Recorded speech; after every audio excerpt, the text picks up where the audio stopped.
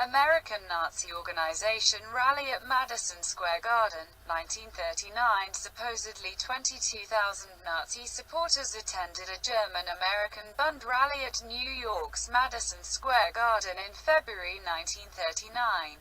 Under police guard, demonstrators protested outside. Aside from its admiration for Adolf Hitler and the achievements of Nazi Germany, the German-American Bund program included antisemitism, strong anti-communist sentiments, and the demand that the United States remain neutral in the approaching European conflict. In May 1933, Nazi Deputy Führer Rudolf Hess gave German immigrant and German Nazi Party member Heinz Spank noble authority to form an American Nazi organization.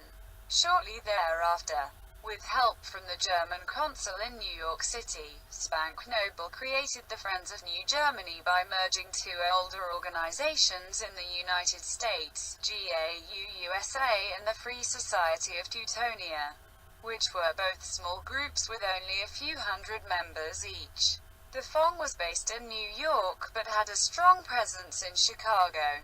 Members wore a uniform, a white shirt and black trousers for men with a black hat festooned with a red symbol. Women members wore a white blouse and a black skirt. The leaders of the organization arrived to open the German-American Bund rally. The organization busied itself with verbal attacks against Jews, communists and the Versailles Treaty. Until 1935, the organization was openly supported by the Third Reich. Although soon Nazi officials realized the organization was doing more harm than good in America, and in December 1935, Hess ordered that all German citizens leave the Friends of New Germany. Also, all the group's leaders were recalled to Germany.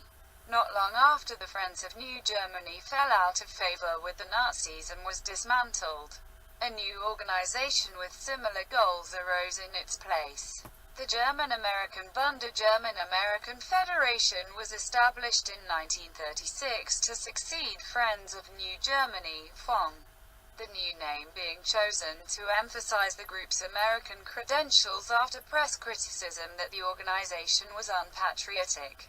The Bund was to consist only of American citizens of German descent.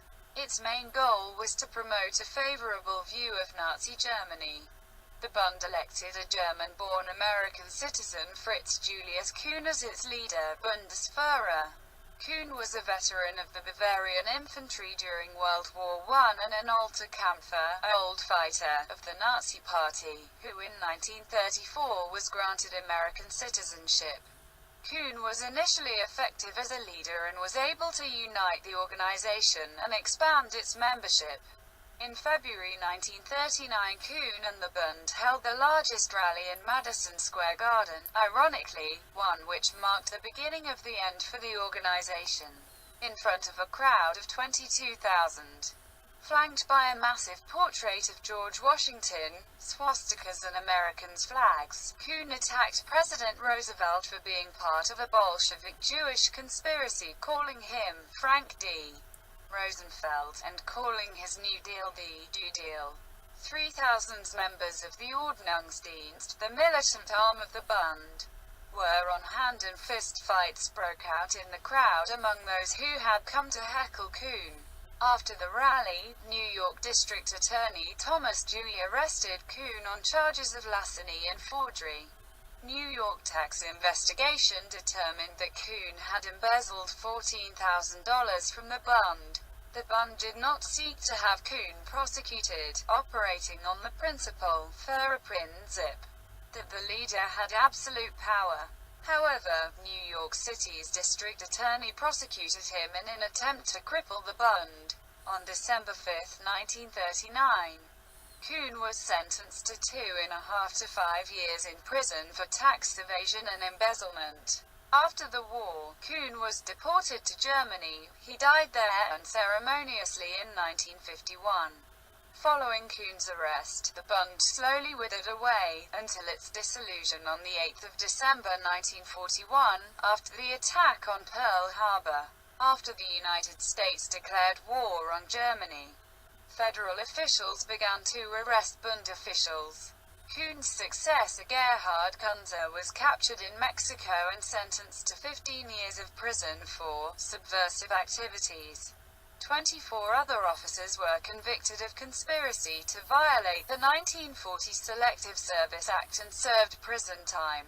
Some other Bund leaders committed suicide before the FBI caught up with them.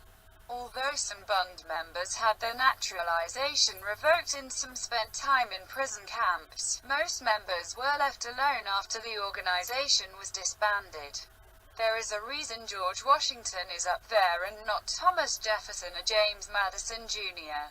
Fascism was an ideology that emphasized action and heroism over intellectualism and philosophy.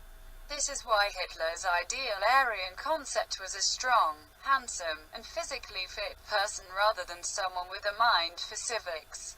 Men of action were the ideal example figures. The other part of fascism was extreme patriotism, which is why each nation, group had its own fascist symbolism and mythology. It wasn't like communism where concepts were supposed to transcend ethnic boundaries, but an ideology where each nation had its own flavor.